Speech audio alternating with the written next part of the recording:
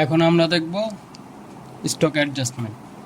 আমার যদি কোনো প্রোডাক্ট, আমি আগে স্টক রিপোর্টে দেখি আমার কোনো প্রোডাক্ট আমার এখানে ব্যালেন্স করতে হবে। যেমন এখানে আমার কারেন্ট স্টক আছে 3 পিস।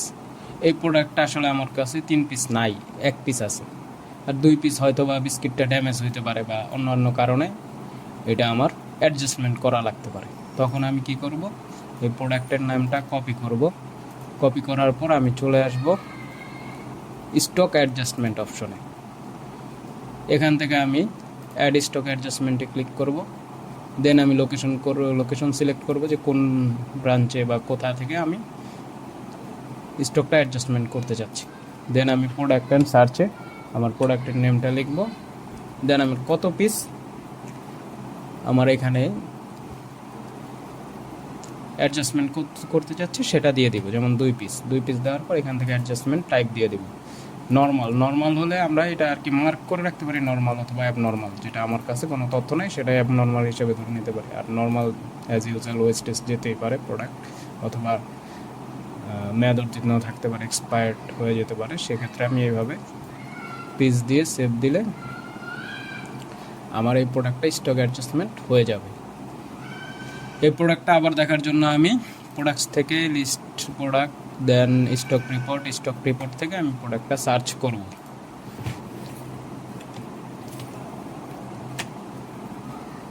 এখন আমার কাছে এই প্রোডাক্টের কারেন্ট স্টক আছে 1 পিস।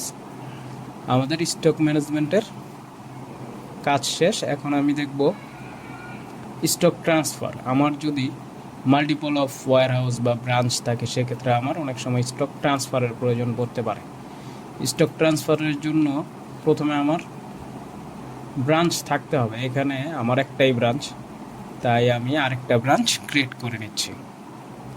ব্রাঞ্চ ক্রিয়েটের জন্য বা নতুন একটা লোকেশনের জন্য, বিজনেস ক্রিয়েট করার জন্য বিজনেস লোকেশনে যাব। বিজনেস লোকেশনে যাওয়ার পর অ্যাড নিউ ব্রাঞ্চ, এটা আমি দিতে পারি যশোর ব্রাঞ্চ। যশোর সিটি দিয়ে দিতে হবে অবশ্যই।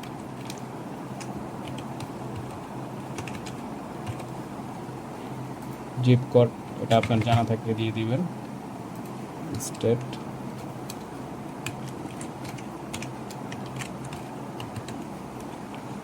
কান্ট্রি বাংলাদেশ। আমার এখানে বক্সের উপরে যেগুলোর মধ্যে স্টার মার্কটি থাকবে সেই অপশনটা অবশ্যই আমাকে ফিল আপ করে দিতে হবে, না হলে আমার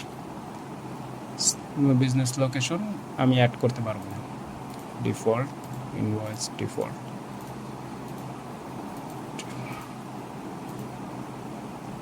এখন আমি এখান থেকে চাইলে আমাদের যে অপশনগুলো লাগবে না সেগুলো আমি উঠিয়ে দিতে পারি। দরকার নেই, তাই আমি টিক চিহ্নগুলো উঠিয়ে দিয়ে সেভ দিচ্ছি। আমার আরেকটি বিজনেস সেন্টার হয়ে গেল। এখন আমি স্টক ট্রান্সফারে যাব। দেন অ্যাড স্টক ট্রান্সফার। এখান থেকে আমি প্রোডাক্ট সার্চ করব যে কোন প্রোডাক্টে আমি ট্রান্সফার করতে চাচ্ছি। প্রথমে ফ্রম প্রোডাক্ট দিতে হবে। ফ্রম প্রোডাক্ট যেখানে আমার প্রোডাক্টটি স্টক আছে। দেন আমি দেব কোন ব্রাঞ্চে যাবে। দেন আমি এখানে প্রোডাক্টটি সার্চ করব।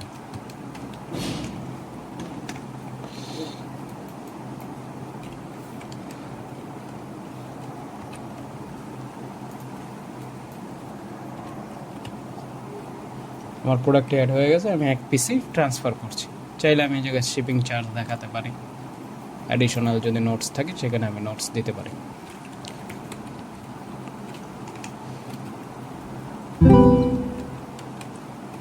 দেন আমি সেভ দিয়ে দিলে, সেভ দেওয়ার আগে অবশ্যই স্ট্যাটাসটি দিয়ে দিতে হবে পেন্ডিং কমপ্লিট।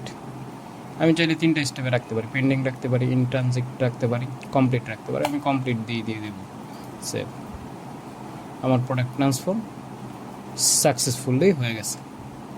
এখানে আমি চাইলে প্রিন্ট দিতে পারি, ভিউ করতে পারি। আবার যদি চাই যে না আমার এই ট্রান্সফারটা ডিলিট করে দেবো, সেক্ষেত্রে ডিলিট বাটনে ক্লিক করে ডিলিট করে দিতে পারবো। আমাদের তাহলে stock transfer and stock adjustment clear হয়ে গেল।